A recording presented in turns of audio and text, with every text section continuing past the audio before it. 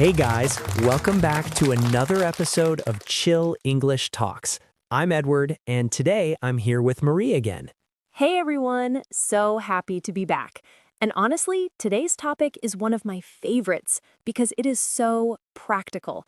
Like you use it every single day. Every single day. Think about it. You meet someone new, you go to a job interview, you introduce yourself in a class, you fill out a profile online. All of that is talking about yourself.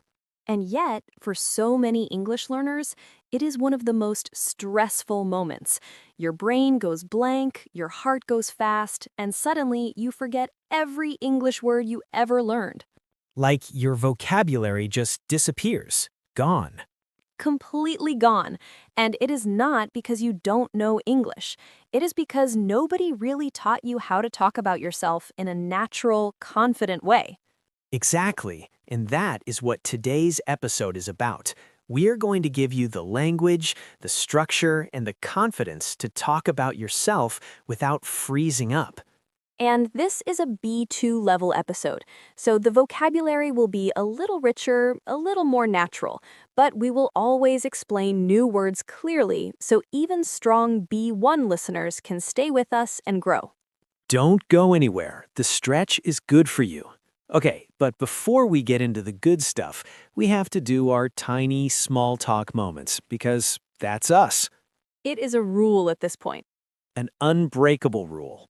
So, Marie, when someone asks you, tell me about yourself, what is your honest, immediate reaction? Okay, honestly, panic. Even in my own language. I start thinking, where do I even begin? Do I talk about my job, my childhood, my cat? Your cat is very important, though. She really is. But that is the thing, right? When someone says, tell me about yourself, it sounds so simple, but it is actually a huge question.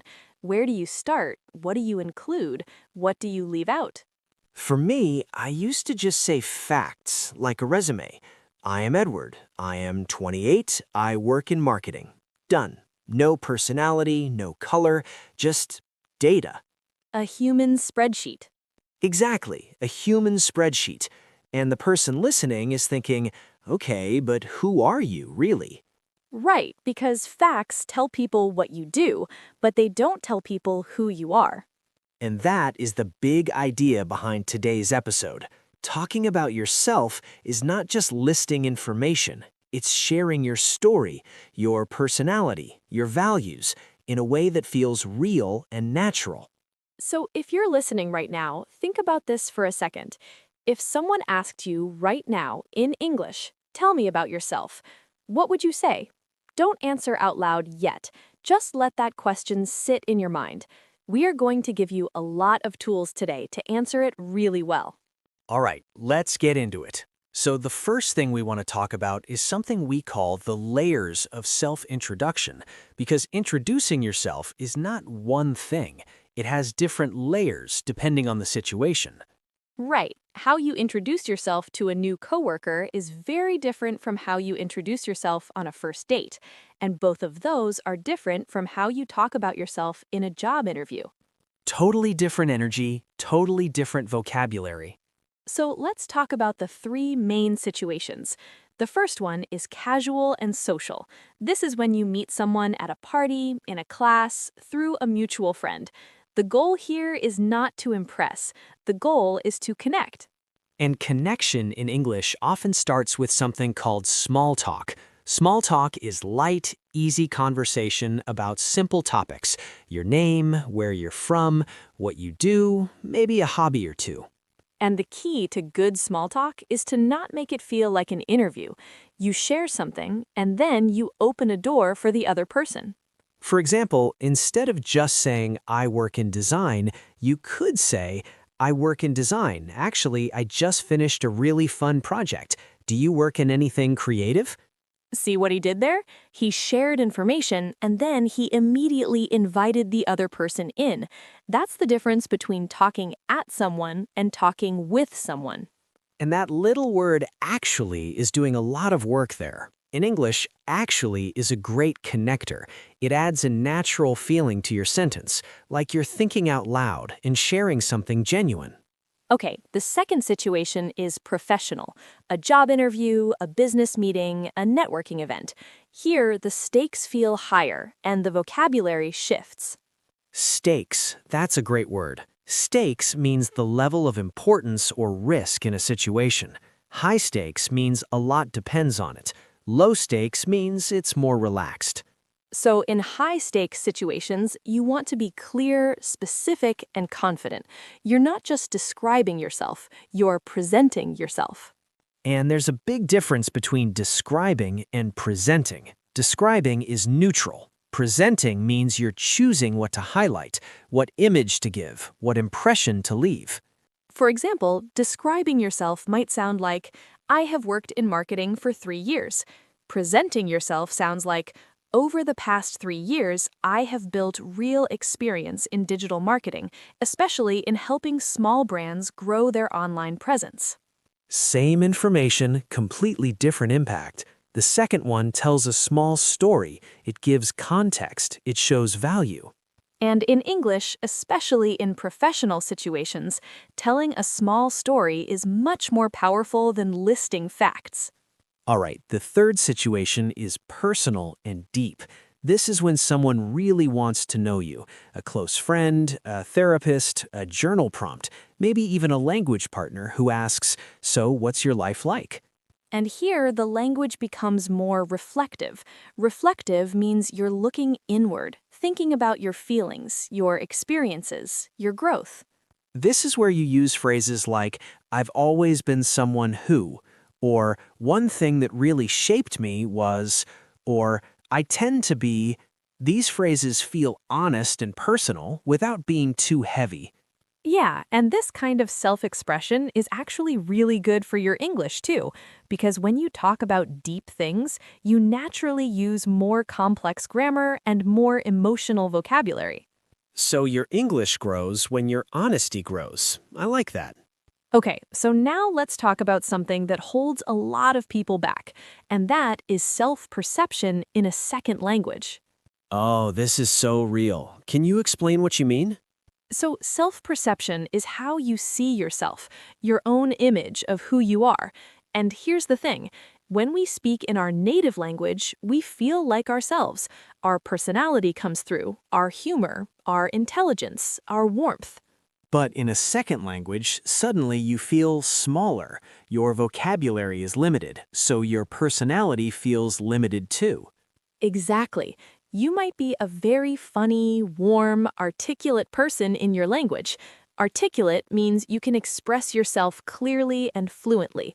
But in English, you feel like a different, quieter version of yourself.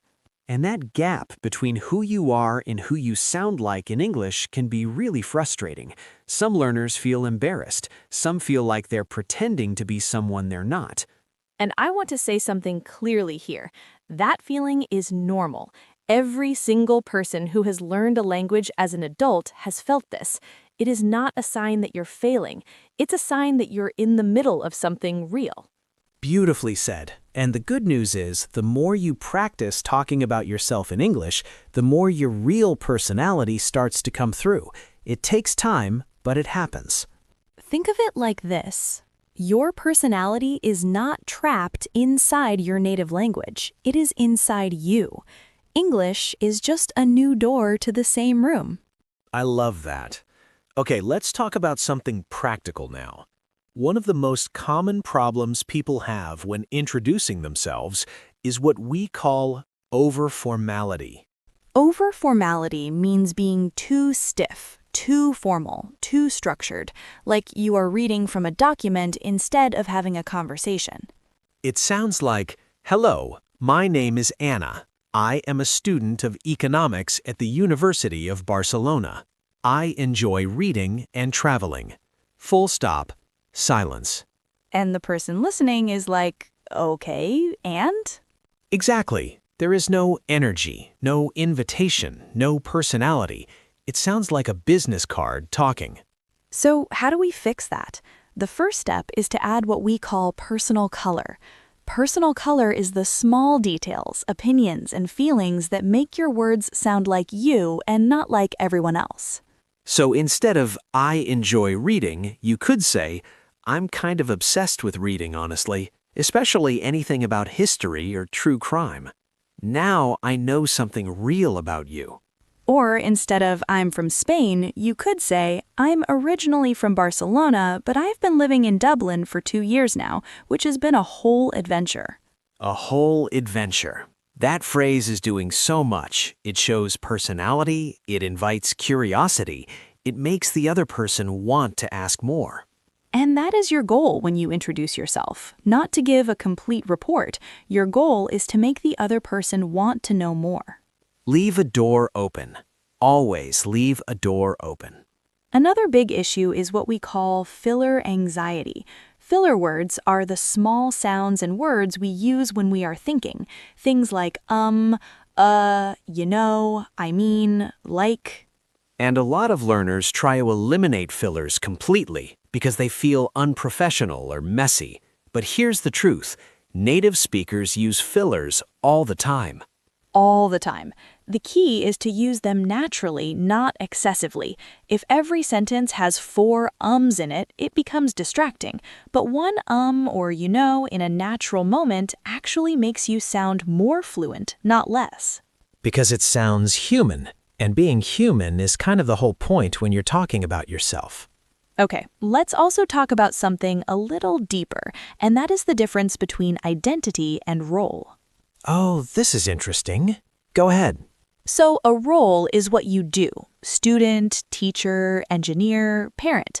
An identity is who you are: curious, resilient, creative, kind.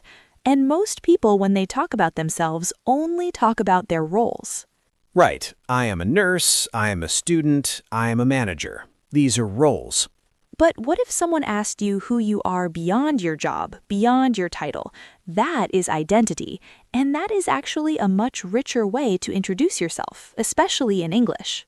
For example, instead of I am a nurse, you could say, I am someone who really cares about people in vulnerable moments.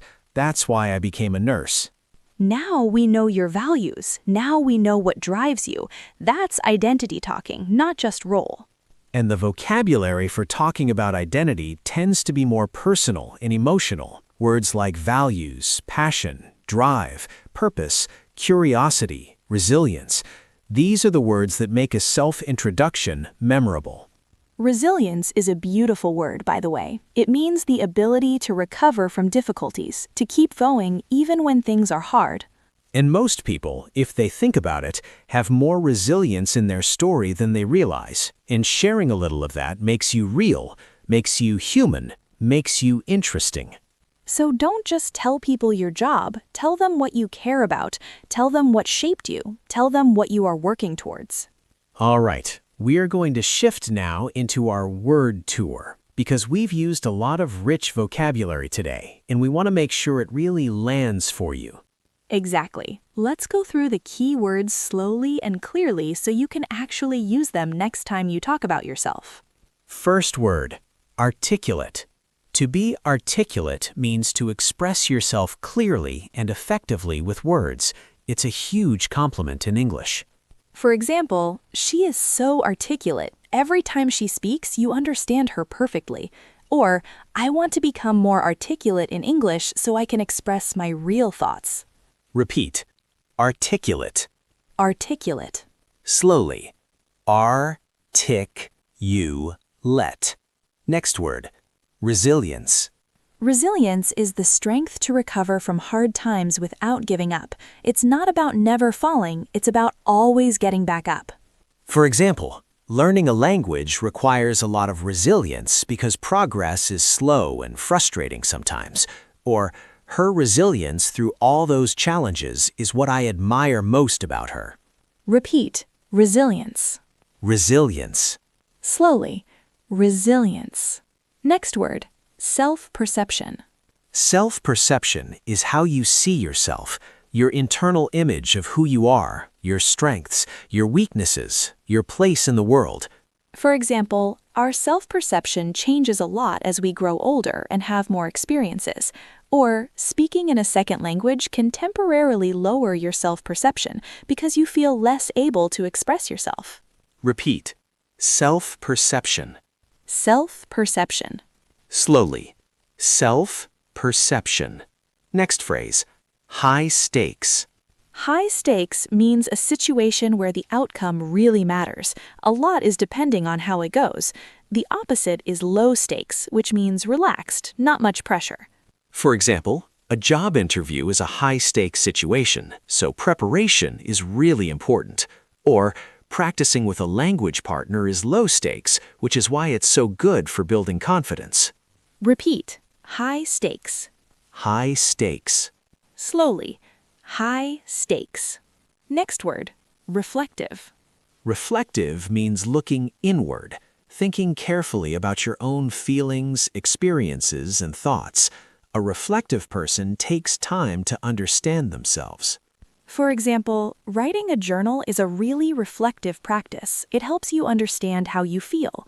Or, in deep conversations, it helps to be reflective rather than just reactive. Repeat. Reflective. Reflective. Slowly. Reflective. Next phrase. Personal color. Personal color is not an official grammar term, but it is a very useful idea. It means the specific details, opinions, and feelings you add to make your words sound uniquely like you. For example, when you add personal color to your introduction, people remember you. Or, try to add personal color to your answers. Don't just give facts, give feeling. Repeat. Personal color. Personal color. Slowly. Personal color. Next word. Values. Values are the principles and beliefs that guide how you live and make decisions. They are the things that matter most to you, deeper than preferences or habits. For example, my core values are honesty, curiosity, and kindness. Or, when you talk about your values in an interview, the employer understands not just what you can do, but who you are. Repeat. Values. Values. Slowly. Values. Last word. Over formality. Over-formality is when your language is too stiff, too formal, or too structured for the situation. It creates distance instead of connection. For example, his introduction sounded great on paper, but in person it felt like over-formality. There was no warmth. Or, avoid over-formality in casual situations. People want to connect with you, not read your CV. Repeat. Over-formality. Over-formality. And that is our word tour for today. If you can use these words when you talk about yourself, you are already operating at a strong B2 level. And remember, these words are not just for tests or essays. They are for real life. For the next time someone says, "So, tell me about yourself." Which will probably happen sooner than you think. And you are going to be ready. Okay, let's close with something I really want you to take away from today. Not just vocabulary, a mindset shift. Yes, because here's the truth. A lot of English learners think the goal is to sound perfect. No mistakes, no hesitation, no accent. But that is not the goal. The goal is to be understood and to connect. And connection does not come from perfection. It comes from authenticity. Authenticity means being real, being genuinely yourself, not a performance, not a copy of someone else. When you are authentic, people feel it, even across a language barrier. So the next time you introduce yourself in English, do not try to sound like a textbook. Try to sound like you, with your accent, with your pauses, with your personality. Because you are the most interesting topic you'll ever talk about. I love that. Okay, so here's your homework for this week, and it's a good one. Record yourself, just on your phone, answering this question. Tell me about yourself. just 1 to 2 minutes. Don't write it first, just speak. Then listen back. You will notice things. Maybe you repeat the same words. Maybe you use only roles in no identity. Maybe you sound more amazing than you thought. And then try again. Add some personal color, add a value, add a little story, and listen to how different it sounds the second time. That second recording is your growth, and that's what this podcast is for.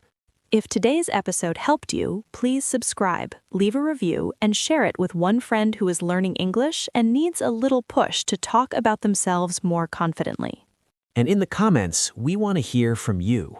Write one sentence that you would use to introduce yourself in English. Just one. Could be simple, could be creative. We will read every single one. Because your story deserves to be told, even in a language you are still learning. Especially in a language you are still learning. Thank you so much for listening. Take care of your English, take care of your confidence, and take care of yourselves. This is Edward. And this is Marie. And you have been listening to Chill English Talks. See you next time.